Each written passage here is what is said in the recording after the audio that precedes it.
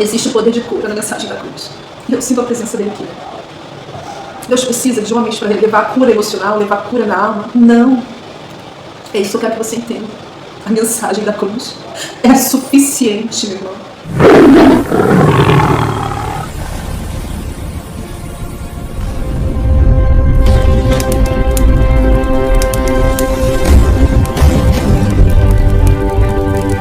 A paz do Senhor, povo de Deus, mais uma vez nós estamos aqui.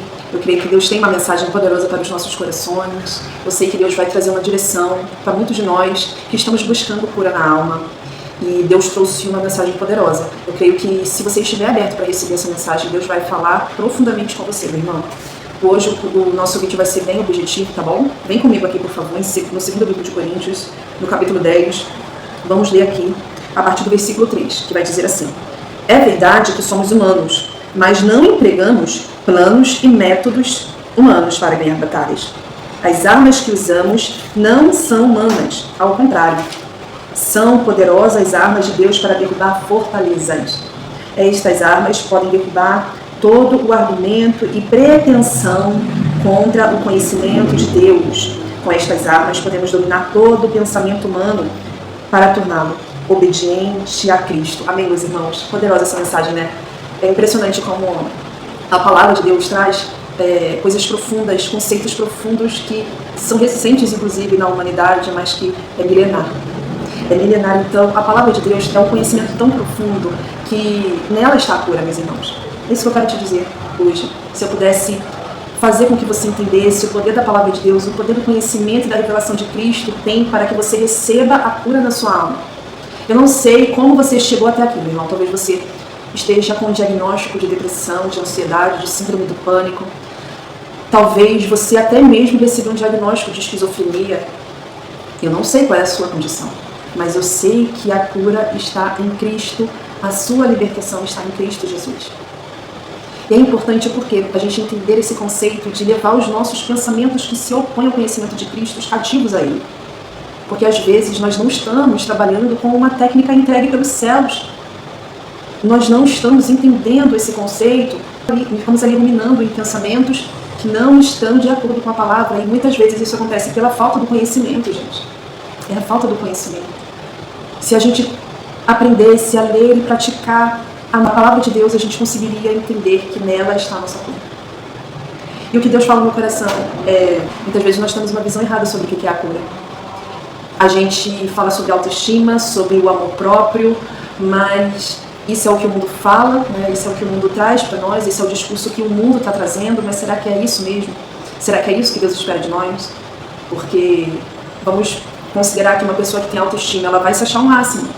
Eu sou o máximo, é o discurso interno da pessoa que tem autoestima. E, em contraponto, a pessoa que é depressiva, ela tem um discurso interno que é: eu sou horrível. E é interessante a gente trazer esse discurso porque às vezes nós não temos a plena consciência disso. Mas os dois discursos estão errados. Porque os dois discursos não falam sobre Cristo, mas falam sobre o eu. Uma das coisas que é muito interessante que eu aprendi é que uma pessoa depressiva não significa que ela seja humilde. Assim como uma pessoa que tem autoestima elevada não significa que está curada na alma. Porque a verdadeira cura na alma está em Jesus. E quando a gente aprender esse segredo, porque às vezes nós estamos falando muito sobre o eu.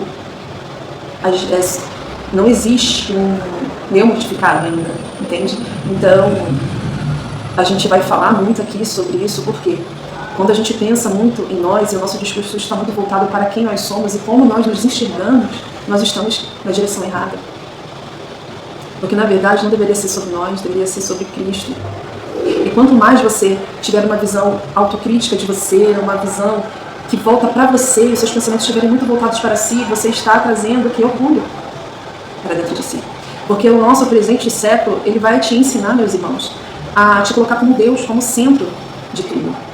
Então, o amor próprio vai ser sobre cuidar muito de você, mas o objetivo disso não é para que o reino seja estabelecido, mas é para que você se orgulhe. Então, é muito necessário a gente compreender que o conceito de santificação não se dá apenas pelas obras realizadas, mas sobre o que se passa no nosso interior.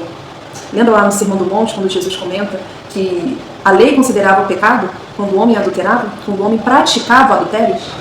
mas que ele estaria trazendo uma nova aliança, e essa nova aliança trazia uma responsabilidade muito maior, que era sobre a purificação dos nossos pensamentos, ou seja, a pessoa que cobiçasse em seus próprios pensamentos a mulher do seu próximo já estaria pecando.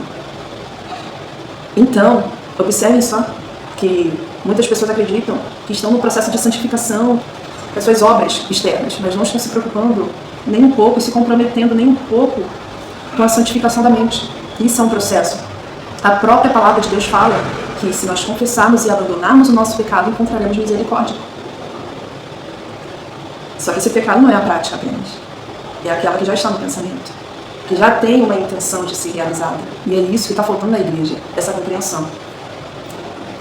Então, a direção que Deus nos dá é para levar cativo esses pensamentos.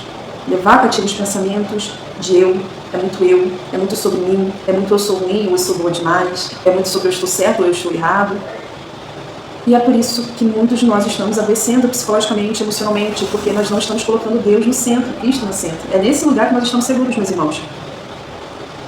É na imagem de Cristo que nós estamos seguros, porque independente das nossas falhas e dos nossos acertos, Ele vai continuar nos amando. Então esse lugar nós conquistamos e nós temos segurança nele. O lugar de sermos amados por Ele. Só que o que nos falta neste momento é a compreensão de mortificar o eu. Então, uma pessoa depressiva, eu vou trazer mais um exemplo. Uma pessoa depressiva, ela está pensando, ruminando sobre o que aconteceu, sobre como ela ficou fragilizada diante de todas as percas, de todas as situações que aconteceram na sua vida. E ela fica ali ruminando em pensamentos, e é muito sobre ela, ainda continua sendo muito sobre ela. Mas se nós compreendêssemos o poder da cruz, se nós compreendêssemos o quanto vale a pena ser como Jesus, se nós entendêssemos que o objetivo dele não é sobre quem nós somos, mas é sobre ele, é sobre se negar todos os dias, nós já teríamos sido curados. Existe o poder de cura na mensagem da cruz. E eu sinto a presença dele aqui. Deus precisa de homens para levar cura emocional, levar cura na alma? Não. É isso que eu quero que você entenda. A mensagem da cruz é suficiente, meu irmão. A mensagem da cruz é suficiente. Deus não precisa de psicólogos. Deus não precisa, meus irmãos. Não. O que Deus precisa é que você comece a se enxergar como quem Deus quer que você se enxergue, que você olhe para o espelho e você não veja os seus defeitos, mas você reflita Cristo. Meus irmãos, ele sofreu. O próprio Deus sofreu aqui nessa terra. E você acha que se Jesus ficasse olhando, tivesse dó da pele dele, ele teria vindo? Aquele homem não teve nenhum orgulho. Nenhum orgulho. Ele olhou para nós. Antes de olhar para a sua dor, ele olhou para nós. E talvez seja isso que esteja faltando. A necessidade de se curar, de levantar do lugar que você está hoje. Porque Deus quer usar você. Porque Deus depende que você se levante para levantar outras pessoas. É uma decisão, irmão. Parar de ficar acariciando as suas feridas. Parar de ficar se autocomiserando. Lembra quando o Espírito Santo encontrou com Elias na caverna? Elias tinha muito eu, porque ele acreditava que ele era o único que estava ali na caverna e que não tinha mais ninguém com ele. Que não tinha mais ninguém lutando pela vida, lutando pelo propósito, pelo reino de Deus. Mas tinha mais 7 mil sendo perseguidos, mais 7 mil remanescentes. Não é só sobre você, meu irmão. Está faltando matar o erro. Está faltando mortificação.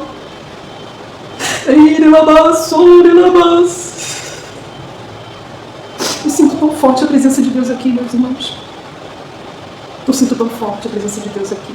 Nós precisamos refletir Cristo.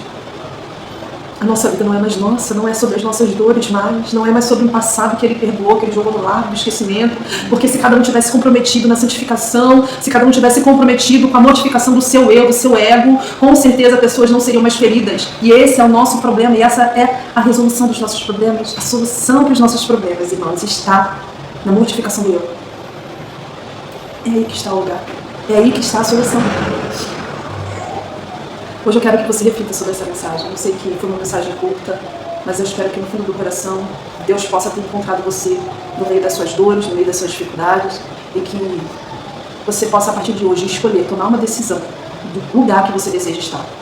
Leve os pensamentos cativos a Cristo. Não aceite os enganos de Satanás. Amém, meus irmãos? Fica com essa mensagem para o seu coração. Até o próximo vídeo.